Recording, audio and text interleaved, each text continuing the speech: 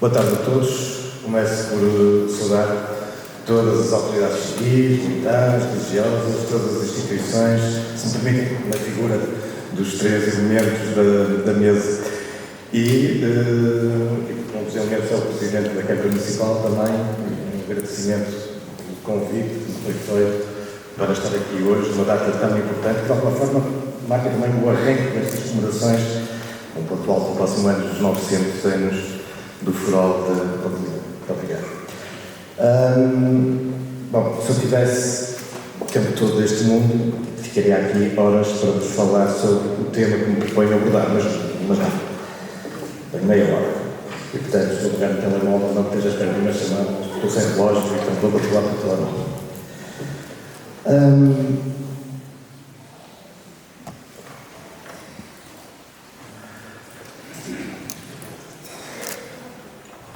Na segunda metade do século VIII, a partir de um mosteiro em Liébana, nas Astúrias, surge, a partir de um monge que o vai redigir, surge a ideia forte de que um dos discípulos de Cristo, Santiago, teria vindo em missão apostólica para a Península Ibérica, depois de Cristo ter subido aos céus e ter dito aos seus discípulos para se espalharem por todo o mundo e levar a boa nova.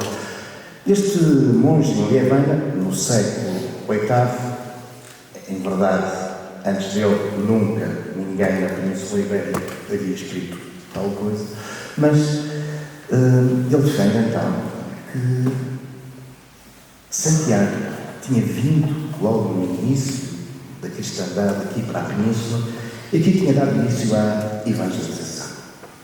Esta ideia torna-se rapidamente muito popular. Não nos podemos esquecer do contexto político e militar da época. Estamos no início do processo da expansão cristã a partir das Astúrias em direção ao sul, a reconquista cristã.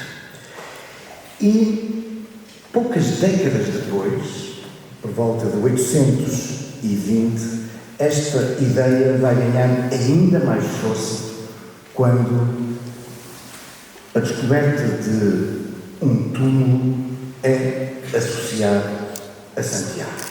Seria o túmulo esquecido, perdido, do apóstolo que tinha trazido o cristianismo para a Península Ibérica. Este achado fica associado, segundo a tradição, a um milagre de que a descoberta daquele túmulo coincidia com uma grande deslocação de estrelas no céu e que tombavam no exato lugar onde surgiu esse túmulo. Nesse planalto, nesse campo de estrelas, campus stelae, tínhamos então a redescoberta do túmulo do apóstolo.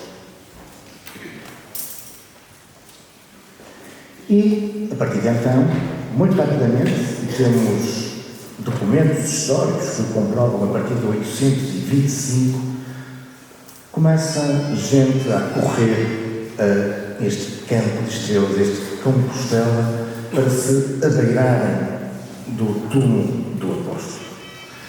Segundo a tradição, o primeiro que faz uma viagem para reconhecer o túmulo de Santiago é o próprio rei das Astúrias. E é por isso que o caminho entre Oviedo, onde ficava a corte asturiana, e Compostela é conhecido como um caminho primitivo, o primeiro caminho que um peregrino fez para se abeirar do túmulo de Santiago. Mas rapidamente, de todo o lado da Península e do resto da Europa, começam a desenvolver-se estas peregrinizações, estas deslocações de gente movidas pela curiosidade, movidos pela fé, para agradecer graças concedidas por Santiago, para pedir milagres e intervenção de Santiago em causas difíceis. Tinha então início um fenómeno que irá marcar os séculos seguintes e, em boa verdade, chegar até hoje. Um dos mais fabulosos fenómenos de religiosidade, mas também de cultura da Europa. E, desde cedo, estes caminhos que se dirigem para este noroeste da Península Ibérica, estes caminhos vão ser caracterizados por um grande espírito de solidariedade por parte das pessoas, dos locais, em relação aos peregrinos que vão passando. Claro que houve acontecimentos, momentos, em que as coisas não foram bem assim, mas, por regra, os peregrinos, aqueles que se faziam à estrada e rumavam até Compostela, sabiam que iam encontrar o apoio, a solidariedade por onde passavam, mesmo com culturas diferentes, mesmo com línguas diferentes. A peregrinação dos caminhos de Santiago vão por isso ser também um importante veículo de difusão do catolicismo. Mas gostava de chamar a nossa atenção que, de algum modo, os caminhos de Santiago podem ser a cristianização de algo mais antigo. Não é nenhuma novidade. O que não faltam são antigos lugares ligados a devoções, a religiões, a crenças muito mais antigas que o cristianismo e que depois, de um modo sábio, a Igreja foi cristianizando, incorporando nas suas devoções, nas suas tradições. O facto do caminho, do quilómetro zero do caminho de Santiago ser em Finisterra, o facto de, para muitos, o caminho não terminar no abraço ao santo na catedral, em ir visitar o túmulo de Santiago, mas continuar ainda em direção ao lugar onde a terra acaba e o imenso oceano começa, o Cabo Finisterra, é muito provavelmente um resíduo fóssil de algo muito mais antigo, de um caminho que cruzava, de facto, a Europa, a Península, e terminava junto ao mar. Isso daria tema para falarmos aqui, mas não é esse o objetivo hoje. Certo é que, a partir deste século IX, a partir de 825, por volta dele, Compostela vai, de facto, desenvolver-se, assumir-se como um grande centro da cristandade e um lugar para onde rumam peregrinos vindos de todo lado, dando origem aos caminhos de Santiago. Importa recordar que, durante séculos, tal como ainda hoje os muçulmanos devem uma vez em vida ter de caminhar ou peregrinar até Meca, também durante séculos todo cristão deveria ir, pelo menos uma vez em vida, até um dos três lugares mais sagrados do cristianismo, ou a Terra Santa, ou a Roma, ou a Compostela. E por aqui percebemos a importância que Compostela vai ter desde muito cedo. Dante, o famoso poeta italiano medieval, distinguia mesmo estes três lugares, estes três caminhantes. Dizia ele que aqueles que caminhavam, que rumavam, peregrinavam até à Terra Santa eram os palmeiros que regressavam com uma palma. Aqueles que caminhavam para Roma eram os romeiros. E, dizia Dante, os que caminhavam para Compostela eram os peregrinos. Ele utilizava a expressão peregrinos para os que rumavam para Compostela. E, ao longo, de facto, dos séculos, Santiago de Compostela vai se tornando um importante elemento irradiador da fé católica, um espaço que congrega gente de todo o lado, um espaço onde se cruzam culturas, saberes, tradições. Através dos caminhos divulgam-se novas formas de fazer arquitetura, novas formas de fazer música, novas formas de escrever. Os caminhos de Santiago tornam-se, para lá, um espaço de circulação sagrada e forte espaço também de difusão cultural. Mas esta importância dos caminhos faz também com que, desde muito cedo, os caminhos, e mais do que os caminhos, própria devoção a Santiago, o próprio simbolismo de Santiago, seja muitas vezes apropriado, aproveitado para outros, peço desculpa para outros objetivos. Logo após o aparecimento da suposta sepultura de Santiago, vai surgir uma outra lenda, a de que, numa batalha decisiva para os cristãos, e nós esqueçam que estamos num momento, que o Papa dizia, a partir das Astúrias estava a início à reconquista cristã, numa batalha, a Batalha de Clavijo, em que as forças cristãs estão quase a perder o confronto com os muçulmanos, no último instante, quando estavam quase a bater a retirada os cristãos, eis que surge à frente do exército cristão, montado no seu cavalo branco, o próprio Santiago, o santo que tinha trazido o cristianismo à península, o santo cuja sepultura tinha acabado de ser redescoberta, surgia agora à frente do exército cristão, dando ânimo e contribuindo para uma vitória sobre os muçulmanos. E aqui começa a surgir uma das dimensões de Santiago, que é a de se tornar um símbolo militar, um símbolo de combate aos muçulmanos. O exército cristão passa a combater sobre o grito de por Santiago. E assim será, depois com vários reinos do que virá a ser Espanha, também de Portugal. Era complicado, era quando havia confrontos entre portugueses e espanhóis, como éramos a gritar de um lado e do outro, por Santiago. Os portugueses depois acabaram por adotar São Jorge, mas nem por isso deixaram de continuar a ser meio devotos de Santiago. Mas aqui apercebemos então de uma dimensão, de um aproveitamento de Santiago com objetivos. Afinal, pouco tem a ver com os caminhos, com a tolerância, com a solidariedade, antes do contrário. Mas não foi só com os muçulmanos. Santiago vai ser utilizado no início do século XII como um importante instrumento contra os portugueses. Eu sei que hoje de manhã já aqui abordaram o papel do bispo de Santiago, Diego Reneis.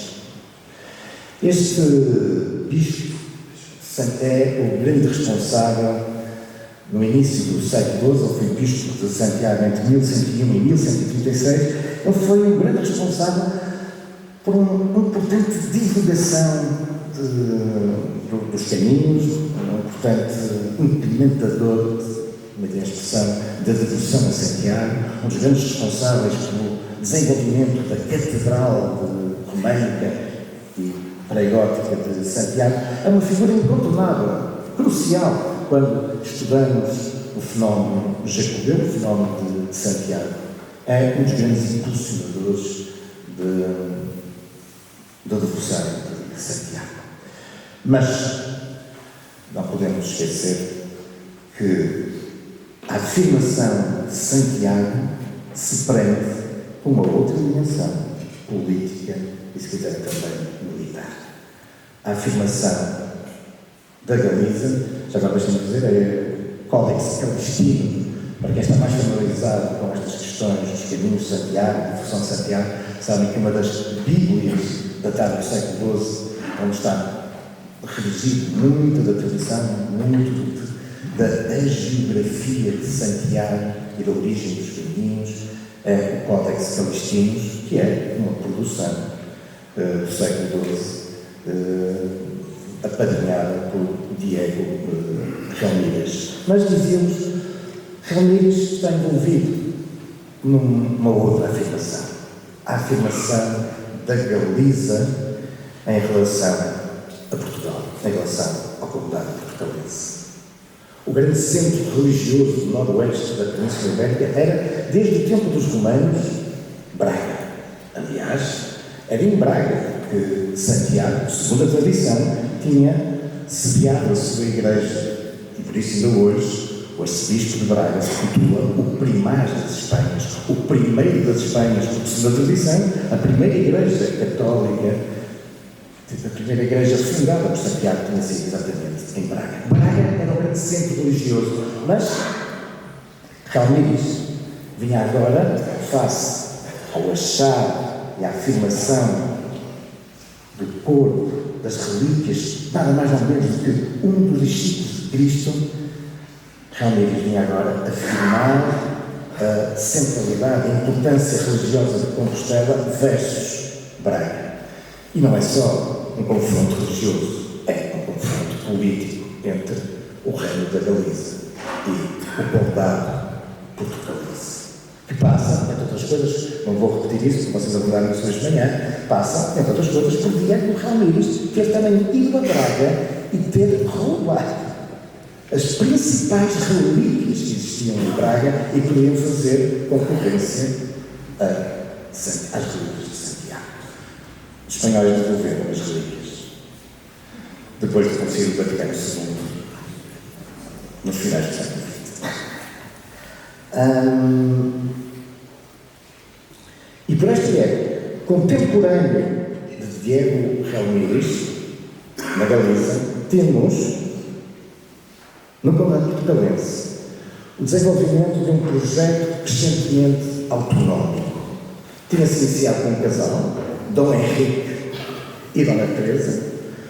Dona Teresa, portanto, fica viúva e vai aprofundar ainda mais essa política autonómica e numa estratégia que passava não por uma concorrência com a Galiza, mas por uma união com a Galiza.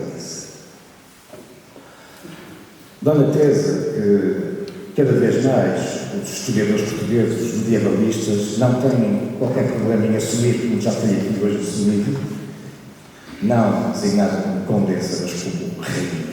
De facto, ela podemos considerá-la, antes do primeiro rei de Portugal, Afonso Henriques, podemos considerá-la uma coisa como a primeira rainha.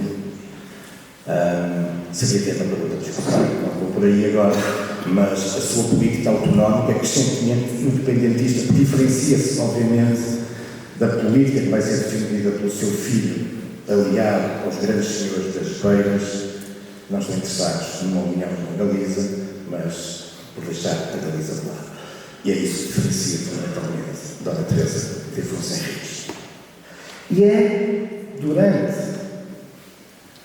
a governação de Dona Teresa que, de facto, em 1125, esta vai dar furor a Ponte de Lima.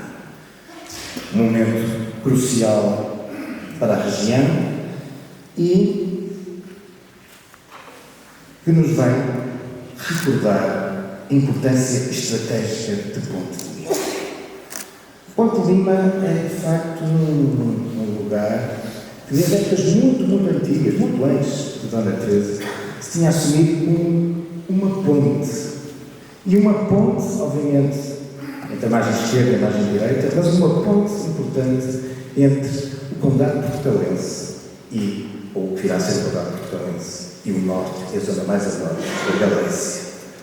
Uma terra onde passa o Rio Lima, nascido na Galiza. E é um lugar estratégico que já tinha sido assim reconhecido há 2000 anos pelos romanos, que encontraram aqui um lugar central, um sítio importante para cruzar este rio, como o filme há pouco nos recordou. Nunca foi um rio de esquecimento, o Letas, mas sim um rio de memória, e um rio crucial nas ligações, se quiserem, entre o litoral e o interior. Não podemos esquecer que durante séculos os rios eram as grandes vias de ligação entre o interior e o litoral, e também os romanos vão transformar este lugar com a construção de uma ponte num sítio crucial, como dizia, na ligação em direção ao norte da Península Ibérica. Por aqui, os romanos, graças à construção de uma ponte, vão desenvolver, ou faz parte de uma estrada das mais importantes que os romanos abriram no Noroeste, que era a estrada que, partindo da grande capital deste extremo do Império Romano, que era Braca Augusta, se dirigia para a Astorga, Astúrica, com passagem pelo Douro. E esta zona de Astúrica é uma zona crucial, não é para os romanos da Península Ibérica, é uma zona crucial para todo o Império Romano. As maiores minas de ouro do Império Romano são exatamente aqui, o que é hoje o norte de Portugal, as Astúrias. E na passagem, na Galiza, na passagem para as Astúrias, muitos conhecem seguramente, por exemplo, a importância de Las Médulas. Os historiadores que se dedicam ao período romano não têm dúvidas de que sem o ouro da Península Ibérica, sem o ouro aqui do Noroeste, a história do Império Romano teria sido seguramente bem diferente. E por isso, esta estrada fundamental da grande cidade do Noroeste, que era Braga, em direção ao grande centro mineiro, que era a Astúrica, passando aqui pelo Ponte de Lima, é um eixo crucial na própria história do Império Romano. E essa ponte que chega até aos dias de hoje. Eu sei que quase todos deverão saber isto, mas deixem-me só chamar a vossa atenção que a ponte de Lima, que todos nós também conhecemos, está aqui já à nossa frente, a ponte de Lima não é uma ponte, são duas. É uma primeira ponte construída pelos romanos, de que subsiste na margem direita ainda um grande conjunto de arcos, tipicamente romanos, vejam, volta perfeita. Só que, depois, capricho da natureza, o leito do rio desviou-se e, durante séculos, a ponte estava, como estava, em terra e o rio passava ao lado.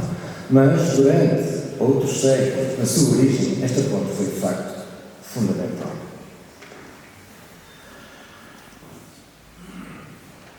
Séculos depois, quando atribui Foral a este lugar, Dona Teresa está, de facto, a reconhecer essa importância estratégica, essa importância viária deste lugar.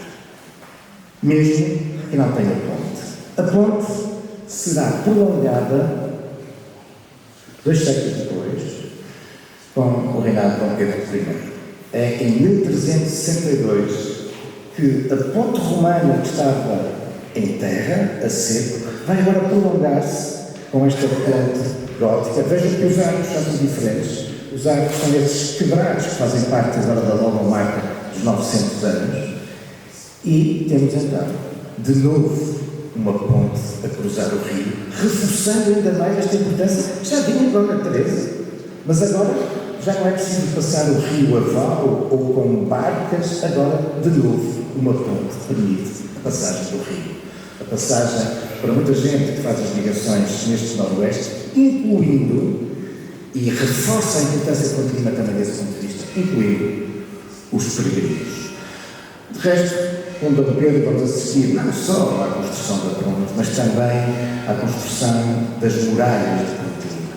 De facto, o século XIV, a segunda metade do século XIV, é um século de grande desenvolvimento e de afirmação do Ponte de Lima, muito impulsionado pela sua ponte, essa ponte, e depois, mais tarde, a construção desta igreja, reconhecendo toda essa dinâmica da população, e essa ponte que, tal como hoje, há já 600 anos, era fundamental para a passagem dos peregrinos.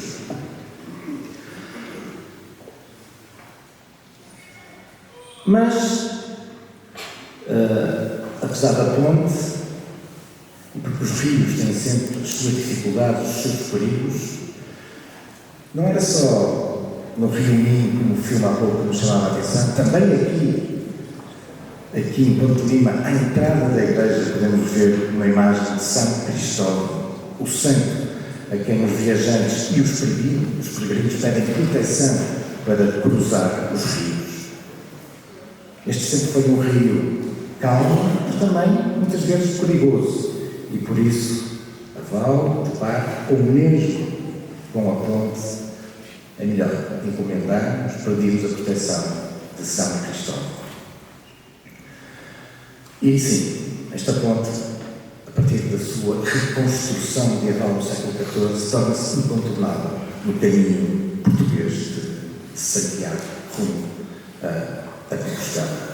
uma ponte e uma terra, conhecida pela forma como acolhe, sempre soube acolher bem quem por aqui passava. Reforçando uma vez mais essa dimensão dos caminhos, como caminhos de solidariedade, de interajuda. Mas, se o caminho e a devoção a Santiago sempre teve essa dimensão, ao longo dos séculos não perdeu a outra, a ter sido usado, muitas vezes instrumentalizado, como um veículo de intolerância.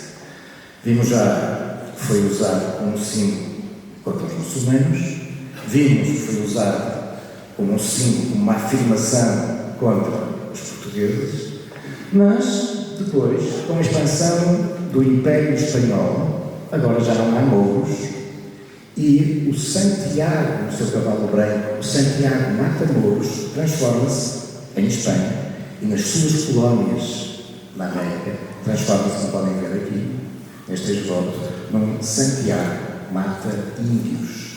Os índios eram agora os inimigos. No século XVI e XVII, o Santiago torna-se também um símbolo contra os protestantes, porque os inimigos da Igreja Católica, enfim, encontram em Santiago um adversário.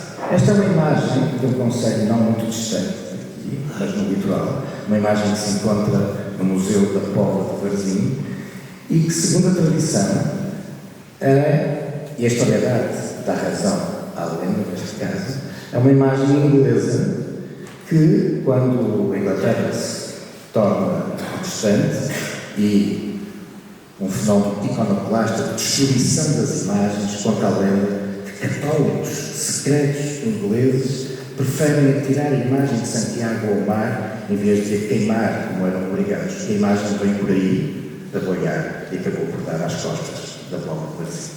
Santiago mata-mouros, Santiago contra os portugueses, Santiago contra os índios, Santiago contra os protestantes. E quando chegamos ao século XVIII, e peço-vos agora que me acompanharem numa breve visita à igreja de Samara Correia, no Ribatejo, a igreja de Santiago de Samara Correia é fabulosa, todo o interior está forrado com painéis de azulejos que contam os vários episódios da vida de Santiago e que não poderia deixar de ser, claro, a batalha de Clavijo. Curiosamente, ele aqui não aparece montado no cavalo branco, mas está ali à frente dos exércitos cristãos combatendo os mouros, os portugueses, os índios, os protestantes. Vamos ver mais de perto quem são os inimigos que Santiago, no século XVIII, está a combater. Quais são as suas armas? Um esquadro, um compasso, uma colher de pedreiro. São os homens do iluminismo, são os maçons. Santiago mata maçons. Porque Santiago foi sistematicamente utilizado como um símbolo de combate aos inimigos da Igreja. Mais recentemente, 1948, no fim da Segunda Guerra Mundial, tal como em Portugal, Salazar tem que dar imagens de alguma abertura perante as potências vencedoras do grande conflito, em Espanha, o ditador Franco organiza um ano santo especial. Em 1948, dia 25 de julho, dia Santiago, no princípio um domingo. É isso que faz com que seja ano santo compostelano. Mesmo assim, o ditador consegue extraordinariamente que seja, para comemorar o fim da Segunda Guerra Mundial, consegue que seja ano santo. E é uma grande manifestação do regime, uma forma de Franco se consolidar no poder, utilizando, obviamente, Santiago em Compostela, em grandes manifestações em Compostela.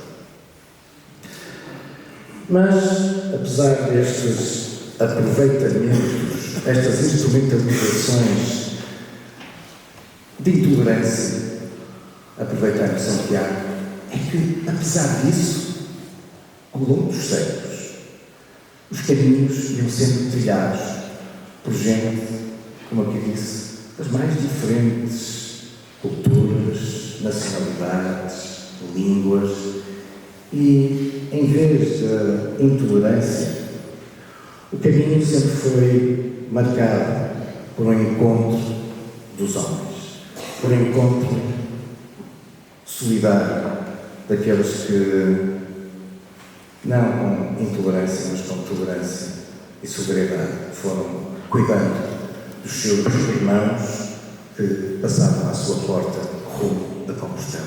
E essa é a mais importante marca dos caminhos de Santiago, como de resto vimos no filme.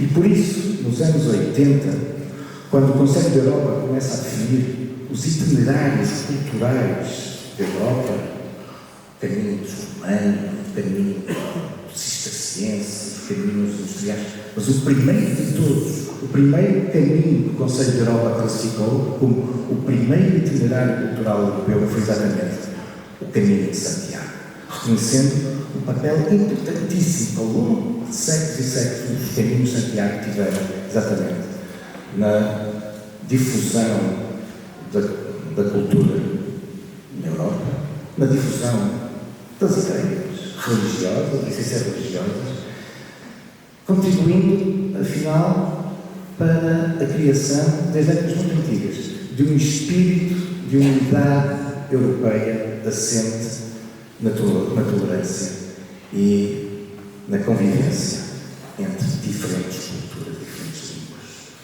3 anos depois, a própria Unesco, o mais importante organismo internacional, organismo da ONU ligado à cultura, à ciência, à educação, a Unesco iria também classificar o Caminho de Santiago como património da humanidade. E desde então, desde os anos 80, particularmente desde os anos 90, o número de peregrinos, o número de caminhantes que fazem o caminho vem subindo de um modo vertiginoso. Podem ver aqui, tem sido desde 1999 o crescimento dos caminhos. Temos ali, como é evidente, em 2020 uma enorme quebra, isso corresponde ao ano em que ninguém circulava devido à pandemia da Covid, e temos ali uns picos que correspondem aos anos santos, quando o dia de Santiago coincide com um domingo. E como podem ver, tem sido de facto um crescimento muito significativo aqueles que vêm fazendo os caminhos de Santiago. Gente de todo lado, hoje é não só da Europa, hoje gente de todo o mundo. E os caminhos de Santiago, estou a usá-los no plural, porque na verdade estamos a cá o caminho de Santiago é aquele que a pessoa faz desde que sai de casa até que chega à Catedral de Compostela e se vai adeirar do túmulo do apóstolo. E depois, se quiser, fazer a tal extensão até Finisterre. Mas o caminho é feito de muitos caminhos. E quando olhamos para os principais caminhos de Santiago, vamos a perceber que, de facto, aquele que é mais concorrido de todos, aquela linha azul que podem ver ali, é o caminho francês. Francês porque, para quem vem de França, é o caminho que entra na Península Ibérica, quase a linha reta, que cruza todo o interior de Espanha, até Compostela. É o caminho francês porque todos aqueles que vêm de França entram por esse caminho. Mas se repararem neste gráfico, vão-se a perceber que há um outro caminho que tem vindo a crescer de um modo muito significativo. E, percentualmente, vamos assistindo a um decréscimo do caminho francês e a um crescimento galopante desse caminho que está ali em laranja. É o caminho português. Cada vez é maior número de caminhantes, peregrinos de todo o mundo que querem fazer o seu caminho até Compostela, vêm optando por trilhar o caminho português. E nesse contexto, Ponte de Lima, no caminho central, o principal caminho português para Santiago, de novo a sua ponte volta a ser crucial. E não é só a sua ponte. Desde muito cedo, após este reconhecer dos caminhos a partir dos anos 80, a gente de Ponte de Lima, as autoridades de Ponte de Lima, tiveram consciência disso. E desde muito cedo, Ponte de Lima vai ter o seu albergue. Um dos primeiros albergues para peregrinos do nosso país. O primeiro, presumo, de iniciativa exclusivamente municipal. Não é o primeiro, havia já outros de iniciativa particular, associativa, mas exclusivamente municipal. É Ponte de Lima, consciente da importância do caminho e da sua responsabilidade histórica e identitária. Ponte de Lima, desde muito cedo, apostou também em bem acolher os peregrinos. São já mais de 100 mil aqueles que ficaram no albergue de Ponte de Lima. Muitos mais passaram por Ponte de Lima e não ficaram aqui, obviamente, no albergue. E por isso, o caminho português de Santiago e, dentro do caminho português de Santiago, Ponte de Lima tem este papel importantíssimo, que é, afinal, aquele que hoje, na minha opinião, mais importa relativamente ao caminho de Santiago. É ser um instrumento fundamental na criação de laços, na criação de solidariedade, na criação de interdependências entre aqueles diferentes países, diferentes línguas, até diferentes religiões, ou sem religião, cruzam o caminho de Santiago. Até porque, visto lá de cima da estação internacional, quando olhamos para a Europa, não vemos fronteiras. E se formos ainda mais longe, se acompanharmos a Voyager, o objeto humano que se encontra mais longe da Terra, quando, há já muitos anos, passou junto aos anéis de Saturno e fez esta fabulosa fotografia. Aquele pontinho azul somos nós. E, portanto, para que as intolerâncias, as guerras, se vivemos um pequenino ponto, e é, afinal, muito mais aquilo que nos une do que aquilo que nos separa. E esse é o papel crucial do caminho de Santiago. Lembrarmos que é muito mais do que nos une do que nos separa. E Ponte de Lima tem vindo, indiscutivelmente, a cumprir esse seu papel, reforçando, divulgando e apoiando este projeto, já deixou de ser europeu, este projeto mundial, que são os caminhos de Santiago, nesta sua dimensão de aproximar os homens.